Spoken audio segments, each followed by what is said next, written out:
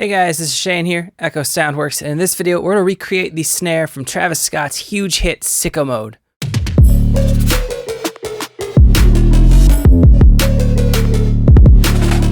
So the first time I heard this track right after the intro, with the Drake section of the intro, and the snare comes in, I remember thinking, wow, this is a really interesting snare for hip hop, and I was really excited because how many times have you guys heard this snare?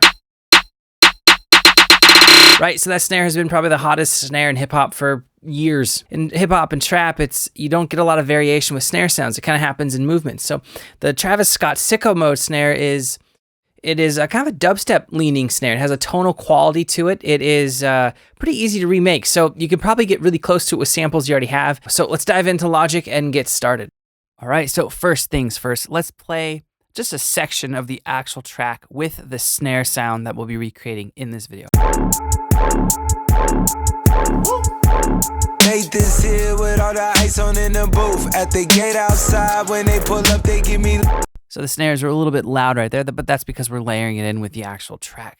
So I don't want this video to get flagged and get taken down off of YouTube. So what I did was I really quickly just remade a very simple approximation of the beat.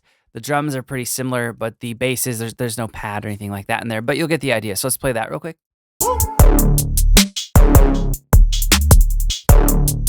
All right, so if you guys want the bass presets that we just heard in the demo, you can download those for free. I'll have the link in the description. One serum and one massive patch. Here's the serum. Here's the massive. And together. Right, so if you guys, there's no download gate or anything like that. If you do download them, I'd really appreciate a subscribe or at least a like. All right, so let's go into the process of how to make this snare. So first thing you want to do anytime you're trying to recreate a drum sound from a track is try to isolate that drum sound best you can.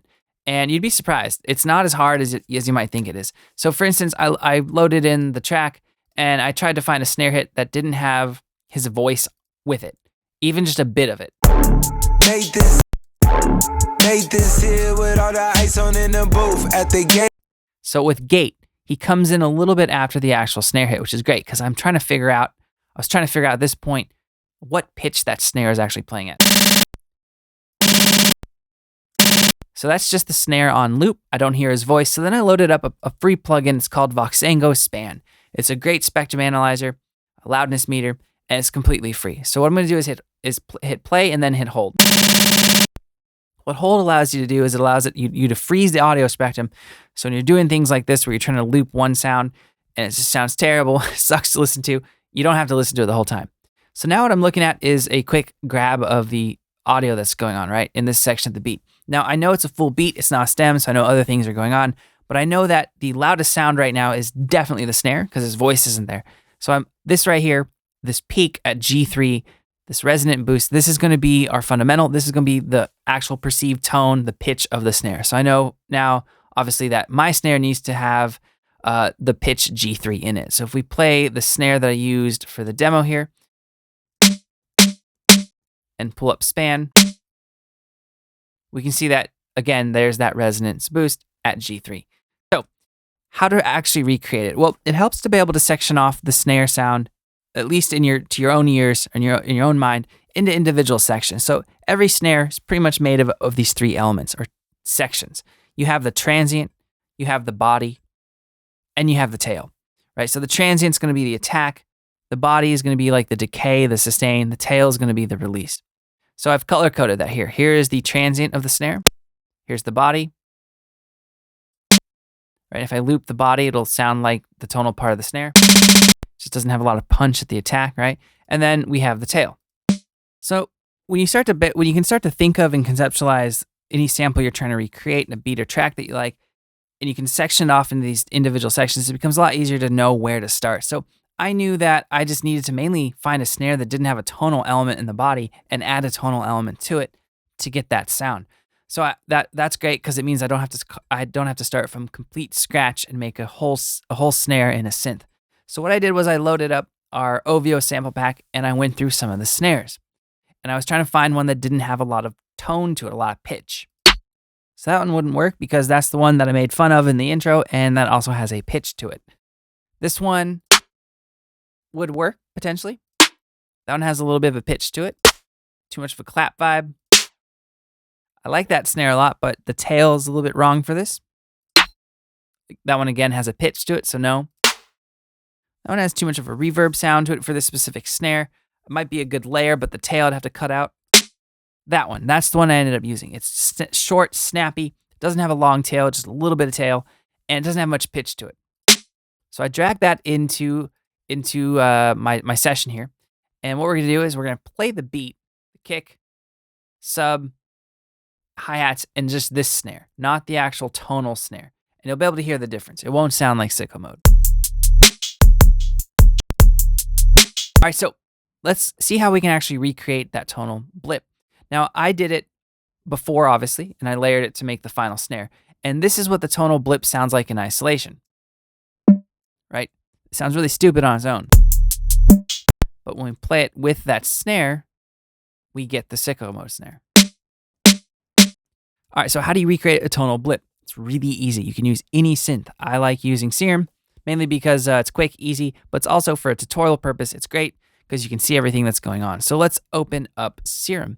Now I know I need to be at a G, G2 or G3, and I can control that a little bit in SERUM by moving up the octave pitch in the oscillators, but we're at a G note. So I'm gonna copy this one because this is the one that I used, and we're gonna recreate it again from scratch. So let's go to initialize the preset. Now, this blip is mainly just a sine sound with a square sound. So I'm gonna load up a sine wave. So we have a sine wave, right? Now, turn the decay down a little bit, and let's load up a filter. We'll do a low pass 18, so 18 decibels per octave. And let's go to our second envelope, turn the sustain way down, turn the decay down, and let's modulate the cutoff of this. And we don't want this to be bipolar. We just want it to go one direction.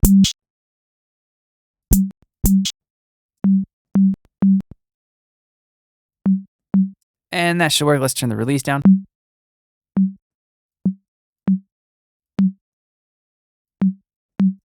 All right, let's turn the drive up. Okay, so let's go to menu, and I'm gonna hit copy oscillator A to B because I wanna use a square waveform, so we'll just use the basic shapes again. So let's take that, and let's turn the level down. Make sure that we route oscillator A or oscillator A and B into the filter, and we're gonna, that sounds pretty good, right? Sounds like a blip. Now you could even take it further and add like a kick transient to it, which we can do here.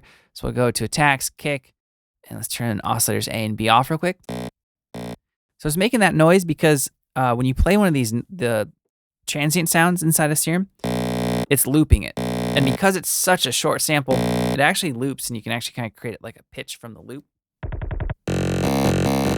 We don't want that. So click this button, it'll one-shot mode. So we can move, obviously, the pitch up and down. But that's just going to give it a little bit more punch on the actual blip. But that should do it. You could add distortion. You could add some other effects. You could add, maybe a widening effect, like the dimension expander. But this should be enough. So let's bounce this in place so it's audio. All right, so now that we got the audio, it's a little bit easier to see, a little bit easier to control and mix and blend with the snare. So it's pretty loud right now, so I'm going to go to my clip gain and turn it down a little. Now, I also don't think that there's a big tonal presence in the transient stage of the snare.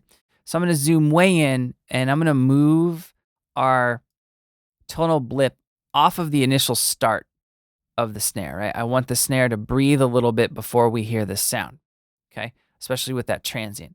And then let's go and trim up the tail. It might be a little bit too long, so I'm just going to trim, delete, and then fade out the end a little bit, because I ultimately want it to look more like, I kind of want to match this tail of the blip to this tail of the snare that we dragged in, right? So let's play these two together now, right? And there we already pretty much have the snare from sicko mode. Let's play everything together.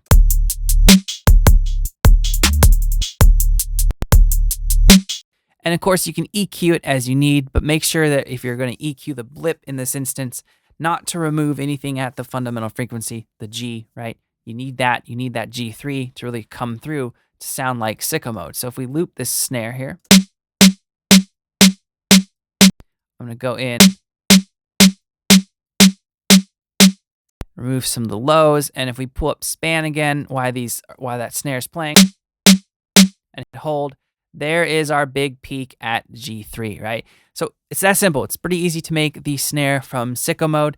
It's basically just some So you could use many different types of kind of typical trap snares and layer in a tonal blip that you quickly make in a synth like SERUM. So if you guys have any questions or comments, post those and I'll get back to you as soon as I can. If you guys like this video and want to see more like it, please hit that like and subscribe button. All right, guys, thank you so much for watching. I'll see you next time.